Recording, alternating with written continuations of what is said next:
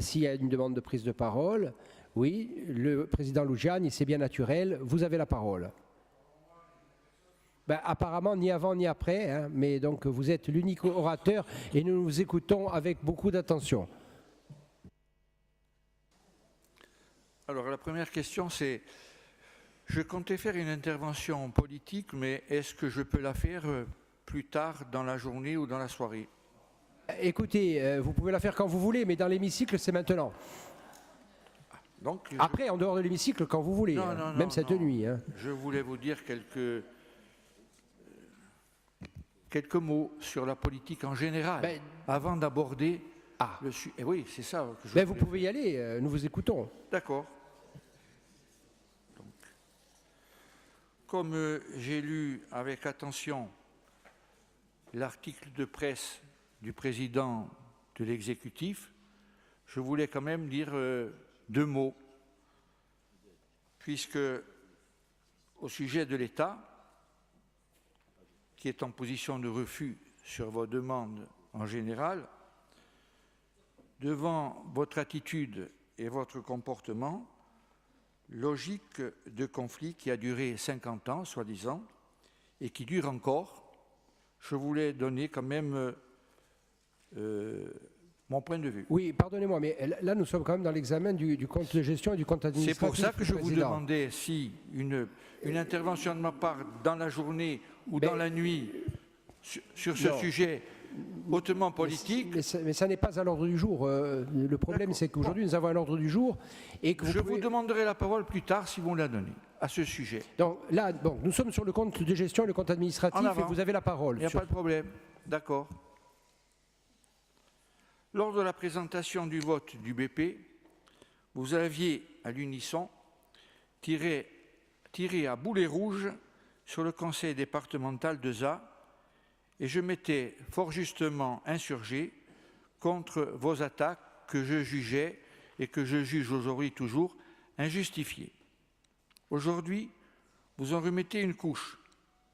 Tout d'abord, il faut savoir, pour les non-initiés, parce qu'il y en a quand même, que les comptes de gestion sont élaborés par le payeur, alors que les CA, et notamment celui du conseil de ZA, sont rédigés et présentés par le président du conseil exécutif, ce qui est certainement normal, mais si on avait été en 2018 et que le conseil départemental n'avait pas été dissous, c'est moi qui l'aurais rédigé.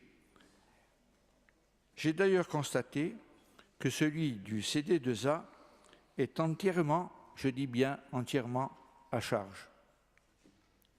Pour entrer dans le vif du sujet, je constate que pour l'ex-CTC, on se glorifie des résultats et même de la diminution des investissements, ce qui est quand même un comble dans un budget, parce que les investissements, en principe, devraient augmenter tous les ans. Pour le CD2B, je ne dirais que 2 mots. C'est un rapport classique de compte administratif, objectif et neutre. Alors que pour le conseil départemental de la Corse du Sud, il a été rédigé, je dis bien, par un procureur et il me revient la tâche d'être ce jour avocat. Les rôles sont inversés, Monsieur Simeone. Dans le CCA, il n'y a pas, à vos yeux, un seul point positif. Même le fait d'avoir des investissements importants et des subventions versées aux communes conséquentes sont présentés de façon négative. Alors, Monsieur le Président de l'Exécutif, quand on veut construire ensemble une collectivité, il ne faut pas faire preuve de manichéisme, voire de haine. Je dis bien de haine, parce que vos propos sont haineux envers le conseil départemental de la Corse du Sud et l'ensemble de sa population. Je dis bien et je répète, sont haineux. Je le prends comme ça.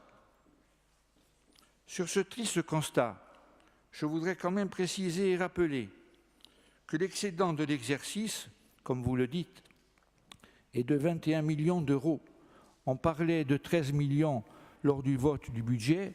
Vous en êtes, parce que j'aurai d'autres chiffres, vous en êtes à 21 millions d'excédent. J'ai une observation à faire sur votre rapport.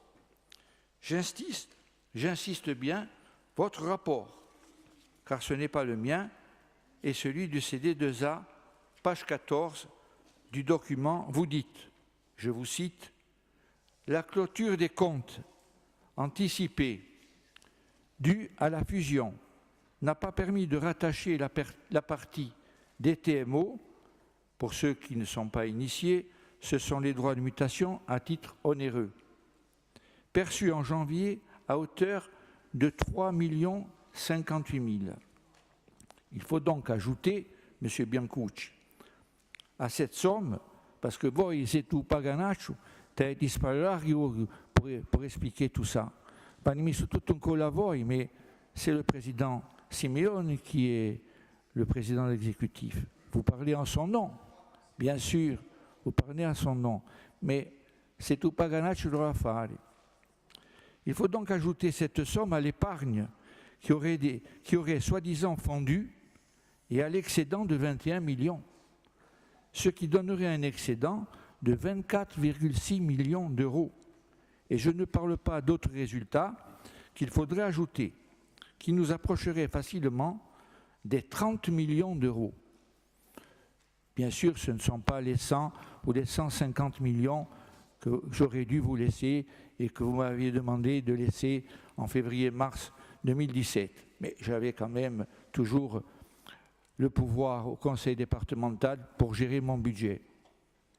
Pour la bonne compréhension des choses, par rapport à la gestion du budget de fonctionnement que vous n'avez de cesse d'attaquer, je vais prendre 4 critères pour que vous compreniez mieux ce qui s'est passé et qui vont permettre à certains d'entre vous comment fonctionnait la collectivité que je m'honore toujours de représenter aujourd'hui et défendre, comme il se doit, les 1801 agents, c'est-à-dire 1710 permanents et 91 non permanents, qui la composent.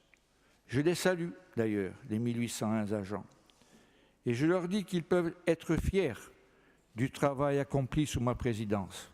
Je dis bien, nous sommes fiers, et ils sont fiers d'avoir fait ce travail avec moi et mon équipe, parce qu'il ne faut pas oublier, tout a été voté par 22 voix sur 22. C'est ça, il faut le rappeler. Il y avait une majorité absolue. Concernant les promotions, il faut savoir qu'il y a eu une réforme, peut-être que vous ne le savez pas, mais vous l'apprendrez en gérant le nouveau budget. C'est une loi modifiant les indices de revalorisation de tous les agents en y ajoutant le fameux GVT, glissement, vieillesse, technicité, c'est normal.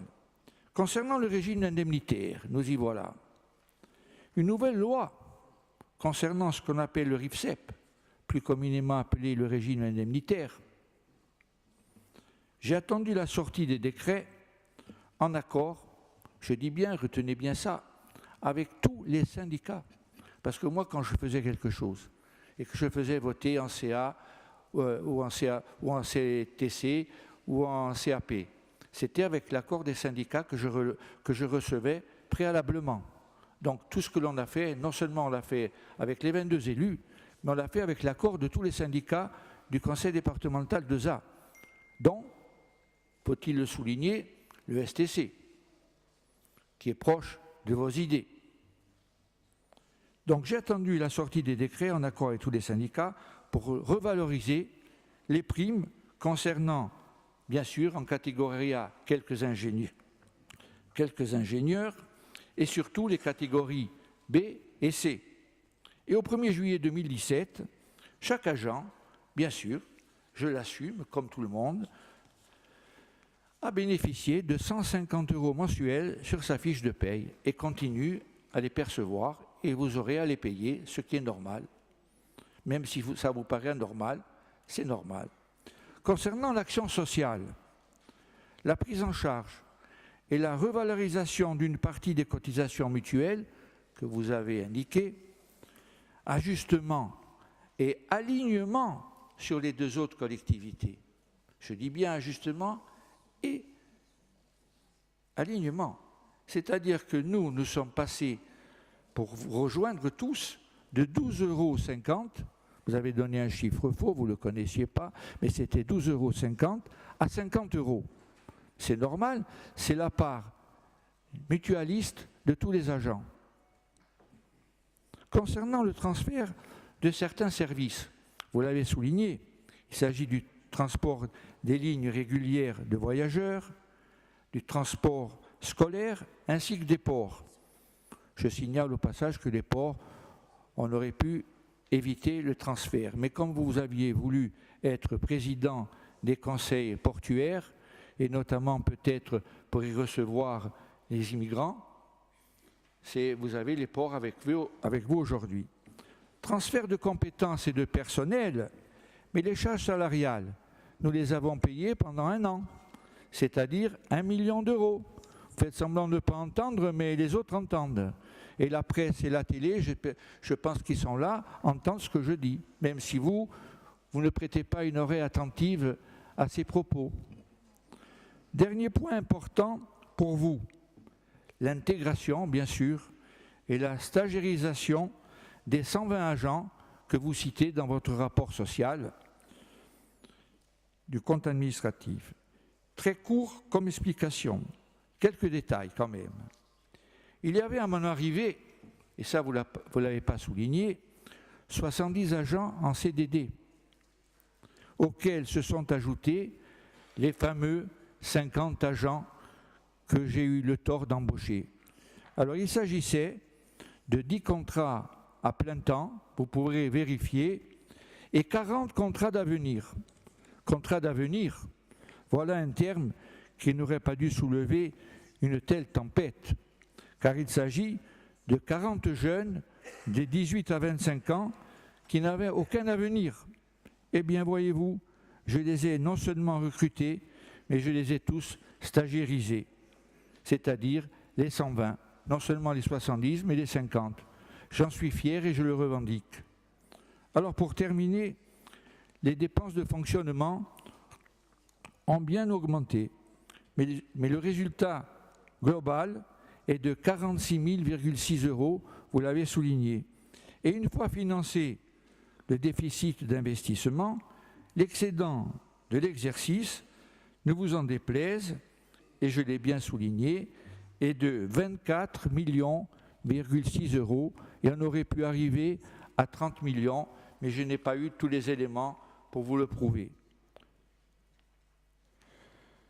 Donc, pour terminer, je voudrais quand même lire votre conclusion qui est autre qu'à charge. Vous dites, je ne sais pas qu'est-ce qu'il a rédigé, je ne pense pas que ça soit Gilles, parce qu'il n'est pas comme ça. On l'a certainement écrit pour lui. Le compte administratif, je m'excuse, mais je crois que ce n'est pas toi qui es capable d'écrire ça. Le compte administratif 2017, excuse-moi de te tutoyer, mais bon, en dehors de l'enceinte, je vais me dire Kirizade, donc ici on est dans une enceinte politique et collective, et donc on a le droit de s'invectiver et de se dire des vérités. Autrement, tu sais très bien que j'ai un précepte, avant les idées, il y a les hommes, et les hommes, je les respecte. Comme vous me respectez, je le sais, je le dis à haute et intelligible voix. Mais ça ne m'empêche pas de vous critiquer ou de vous sermonner même, en tant que doyen et ex-président du CD2A, sur certains comportements ou écrits de votre collectivité. Le compte administratif 2017, je cite, du Conseil départemental de Corse du Sud, met en avant une importante et inquiétante dégradation de la situation financière de la collectivité. L'exercice, tu l'as dit Jean, parce que nous aussi on se tutoie, tous ces coutoulaises et aux occupélages, donc on est à 4 km, on se jetait des pierres à l'époque, maintenant on se jette des invectives. L'exercice est marqué par un dérapage des dépenses de fonctionnement à un niveau, tu l'as dit, jamais atteint par aucun conseil départemental. Tu as oublié d'ajouter des fins. Parce que les autres conseils départementaux, ils continuent à fonctionner et ils n'ont pas besoin de rattraper le temps perdu ou de faire ce qu'ils avaient par rapport au budget qu'ils ont. À des investissements réalisés bien au-delà des capacités financières, pourtant on les avait, donc au-delà des capacités financières, je ne vois pas comment j'ai pu gérer au-delà des capacités financières permettant d'y faire face. À un accroissement de l'endettement et à un effondrement du taux d'épargne proche du seuil d'alerte, généralement admis de 7%. Moi, je conteste fortement ce chiffre, puisqu'il est pour moi de 10%, en deçà duquel les établissements bancaires ne prêtent plus aux collectivités. Si c'était à 7% ou à 6%, oui, nous sommes à 10%, vos chiffres sont faux et sont à charge intentionnellement. Cette situation, malheureusement, mi sta mica sento, mon facino continuer du pas voi. Même si vous faites la sourde oreille, je vous le dis quand même. Cette situation laissée en héritage, posa e meglio, ti sentrai meglio posato garito. Cette situation laissée, malgré que tu aies un appareil dans l'oreille, tu entends quand même. Cette situation laissée en héritage à la collectivité de Corse continuera à peser longuement sur les budgets à venir. Avec un excédent de près de 30 millions, vous osez écrire ça. C'est de l'affabulation pure et simple. Et les Corses, la moitié des Corses qui constituent votre peuple, jugeront. C'est pour ça que je voulais prendre une parole politique pour expliquer au-delà de mes explications, les explications de l'exécutif ou du moins de ceux ou de celui qui ont rédigé ce rapport à charge, qui est vraiment un procureur. Et donc moi, j'étais l'avocat aujourd'hui et je maintiens ce que je dis tout le temps. Je suis fier de ce que j'ai fait, je suis fier de ce qu'ont fait les agents avec moi, les 1800, et je suis fier de ce qu'on a fait avec les 22 élus des cantons qui ont voté toutes les décisions que je leur ai proposées. A salutare. Très bien.